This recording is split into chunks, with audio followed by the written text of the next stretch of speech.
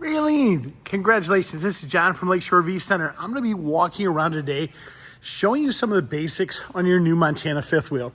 So you got a wonderful rear den, or what they would reference as a rear living room fifth wheel.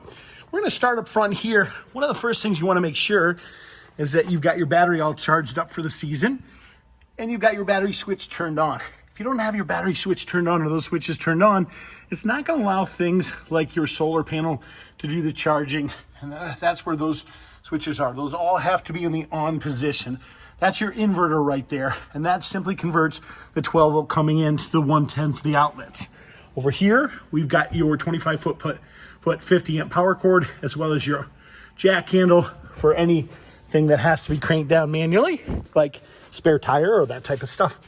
Got your auto leveling jacks over here on the side. To power those up, simply hit this button over here on the side, hit auto level. If we want to put our front jacks up and down, simply tap it just like I did there. Works absolutely amazing. You've got a propane tank on either side here.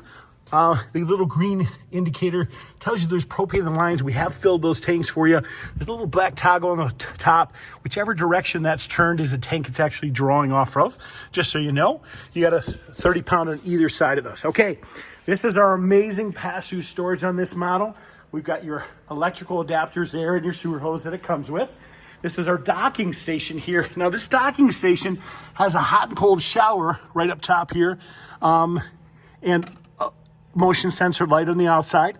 It's your water heater bypass when you want to winterize a camper. This is where you hook your city water connection. Comes up through this hose here. Use a white water drinking hose to connect that, okay? If we're filling our tank, we just put that in the fill position. That'll fill our tank. And if we want to bypass the tank, we can do that as well and just be hooked up to city water. Want to flush our tank, we're going to use this one down here. Same white water drinking hose will work. These two nozzles are to drain our low points in the system. You'll notice the antifreeze that just came out because we winterized it for you. These are your black and gray tanks. Black being waste, gray being your shower water. So that's what that is. Now this is your hot water heater. You're going to keep the little ones away from there as it can get hot.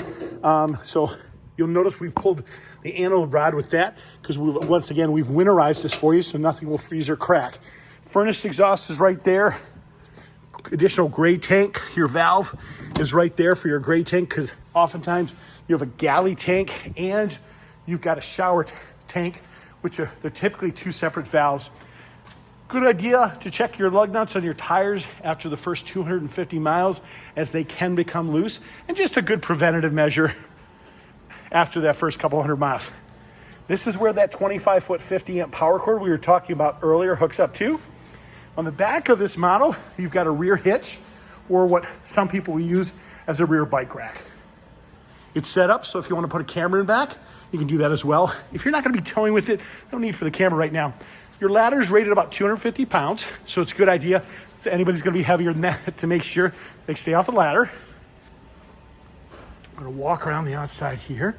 Then we'll go to the inside. Outside stove with outside refrigerator. There's a quick connect gas line that does attach below. You just push these two levers and that stove is going to pull right out for you. So real simple operation there. Okay, let's walk to the inside. As we're walking up these stairs, first thing you're going to notice is your central vacuum system here right below. Your attachments are typically stored under your bed. A simple on-off switch for that. This next thing is our fuse and breaker panel. Fuses are 12 volt, breakers are 110, and everything's marked and labeled right on the door for you. Motion sensor lights throughout. Ground fault plugs. These ground fault plugs all have breakers on them. If all of a sudden one of your 110 outlets isn't working, check your ground fault plugs there too, besides your fuse box. See the little green light on that? That's going to indicate that you have power to it. We've got a carbon monoxide detector right down below here. That indicates if that goes off, what's going on. This is a simple toggle through menu for your air conditioners for above there. Real simple operation. All your main controls are located right here. Overhead lights, battery conditions. It'll tell you the levels of all the tanks that they're all empty. This is for your inverter right here. Overhead power vent fan. And this, of course, are the power buttons to slide out your awnings and, of course, your primary slides. Now, in addition to this, we have tank heaters. Don't put those on unless the tanks have stuff in it, and you're typically about 20 degrees or less. Up top here, we've got your water pump switch, gas electric for your hot water heater.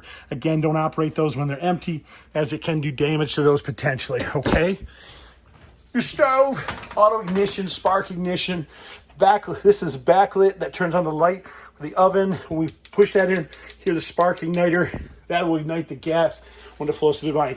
Don't get frustrated, because if initially they don't light, that just simply means there's air in the line when you initially hook those up.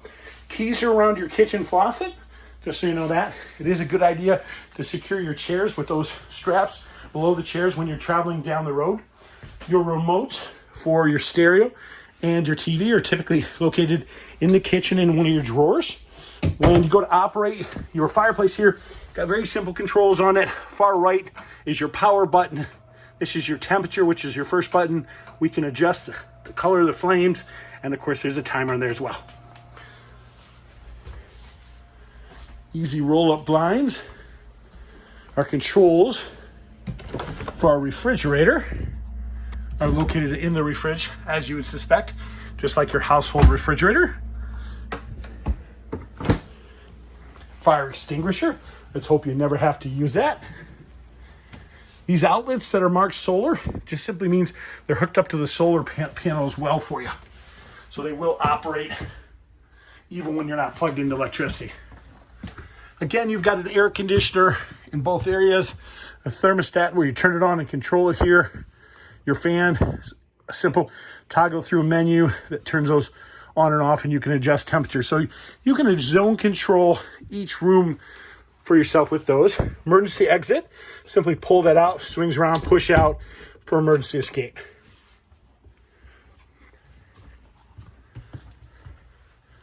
Amazing bathroom there. Don't worry about the pink stuff. It is the antifreeze. Just when we winterize the camper for you. King size bed up here. Incredible storage. USB hookups. Hookup for your cable there. You guys, this is John from Lakeshore RV Center. If I can be of any additional help in regards to your camper, please don't hesitate to give me a call. I'll be happy to help you or answer any questions you might have. Thank you again for your business. You can reach me at 231-740-6225. Thank you and have a great day.